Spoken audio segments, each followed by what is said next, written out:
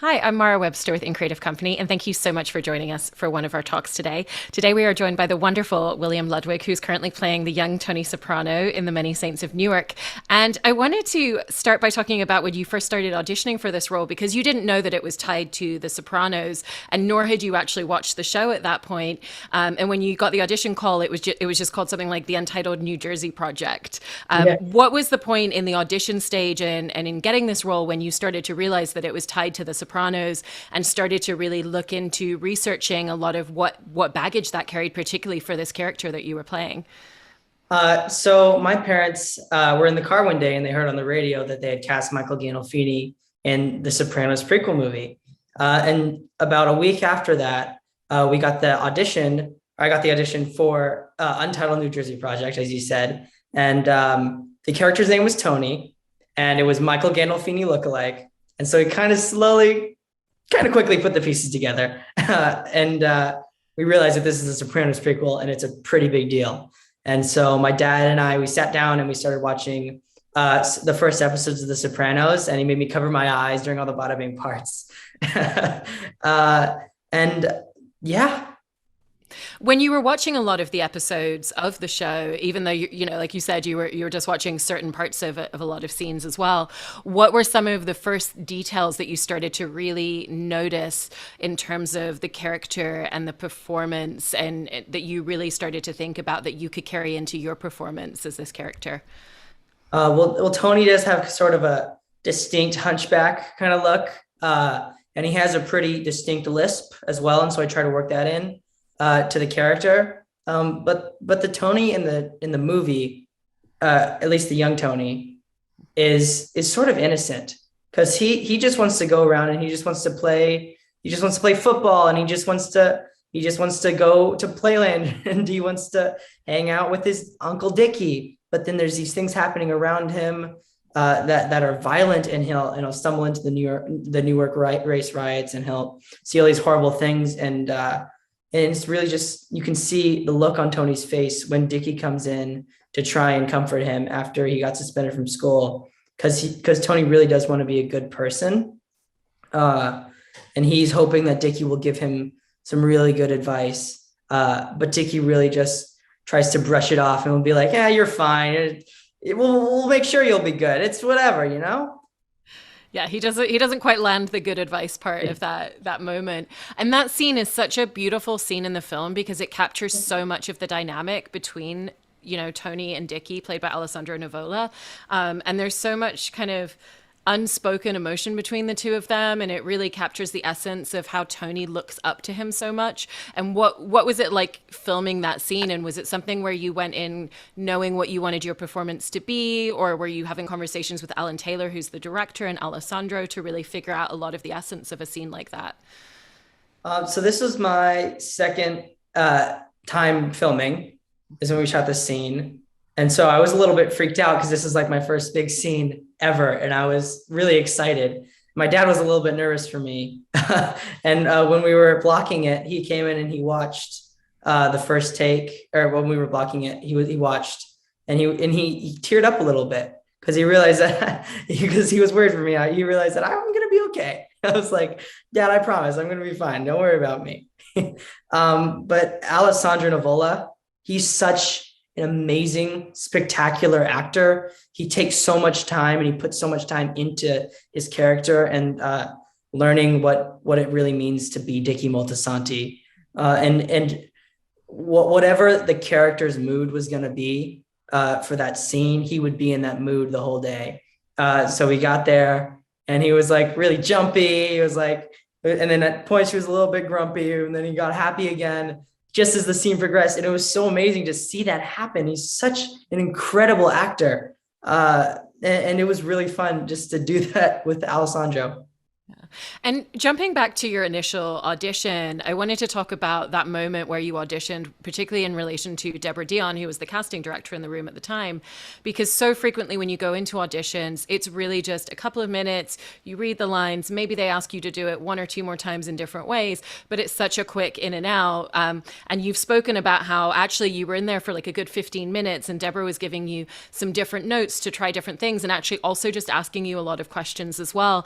And so I wanted to ask you about what were some of the notes that she was giving you and some of the different directions that you tried playing the scenes that you had and some of the questions that she was asking you as well. Right. So I've heard like casting directors telling you to do it one way and then another way and then another way again. But I hadn't experienced that until I went into that room I think she realized how much I looked like Tony Soprano.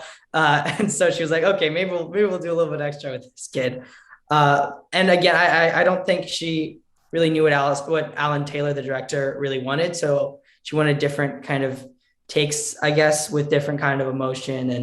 And she had me do it really dramatic and like sad. And she had me do it again, really excited just to see what range I could do. And then she chatted with me for like a solid 5 minutes, which never happens. Like you never really get to know them and they never really get to know you unless it's like a callback. But she started talking and we started talking and I think she started to get a sense of who I am. And then we did the F word scene, which is one of my personal favorites. And after that, she gave me some more direction and then she came out and talked with my mom, which again, never happens, which was the signs were looking up to say the least. And you were talking about the infamous F word scene and Coley Calhoun, who was the dialect coach that you worked with on this film.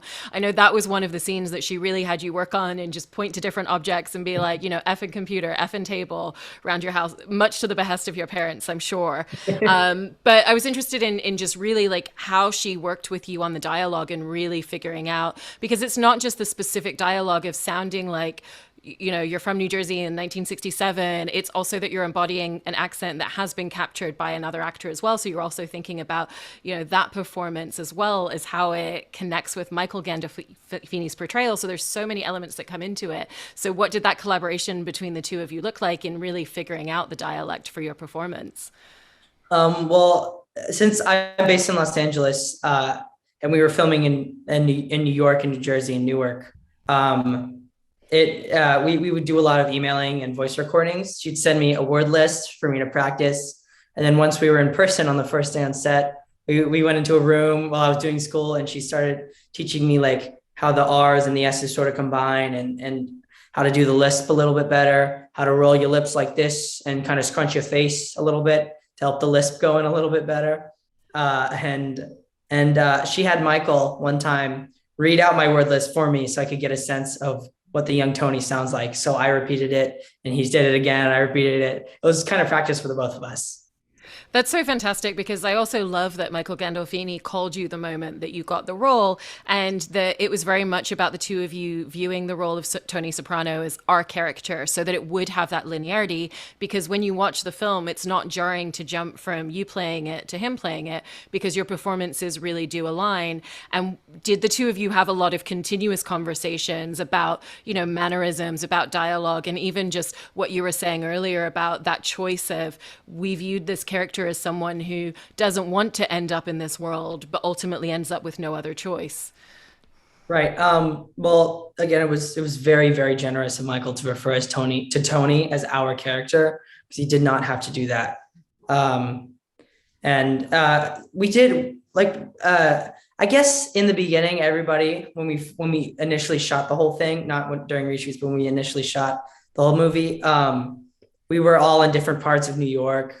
They weren't really in hotels, they were in apartments scattered around.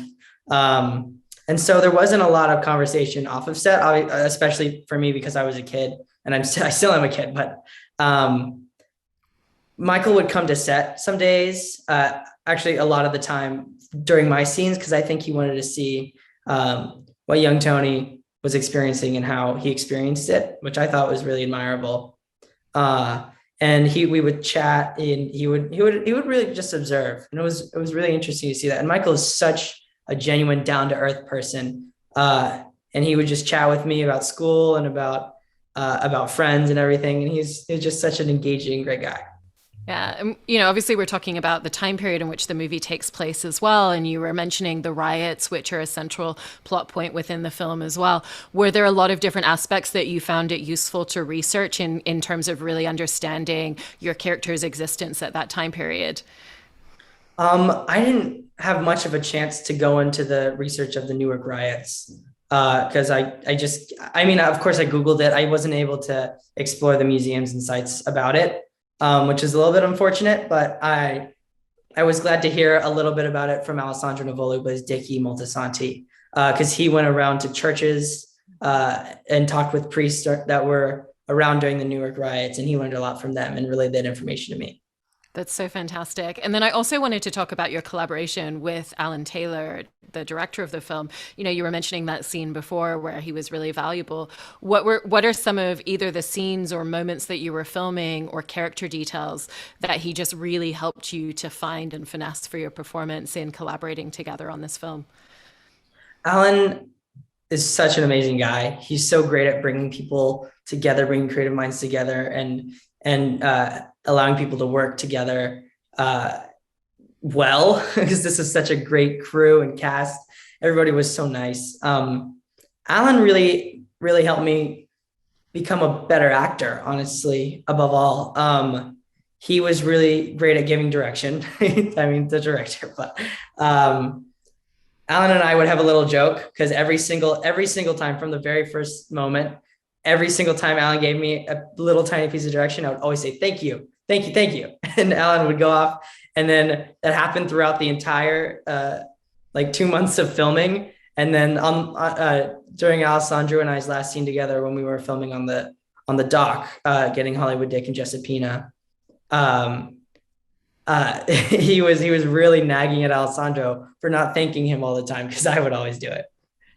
And then you've also worked in television before, but this was your first time transitioning over into a movie role like this. And then obviously there's all of the unique aspects that came with this character and this performance, which we've been talking about. And so I wanted to end by just asking you about what you ended up finding to be the biggest learning curves and challenges, particularly stepping into a different medium. I'd say the biggest challenge for me was at first capturing the innocence of Tony, because as I said before, he just wants to do the right thing. He just wants to have fun. He wants to play football. He wants to hang with Dickie. But doing this, I felt so fortunate and lucky to have this opportunity. And it was really cool experiencing what a movie set is like. Because the majority of our shots were remotes. And so we weren't in studios at all. We were on the street, or we were at a really cool old pier, or we were we were at a really cool pier. And it was like being transformed like into this kid from 1967, like in a time machine, because everybody had these elegant suits and dresses and costumes and these old luggage compartments and cars, and it was so amazing to experience this, and I still feel so fortunate. Yeah. Well, you've done such a fantastic job with your performance in this movie, and I can't Thank wait you. to see all of the projects that you do next. Thank you so much, William.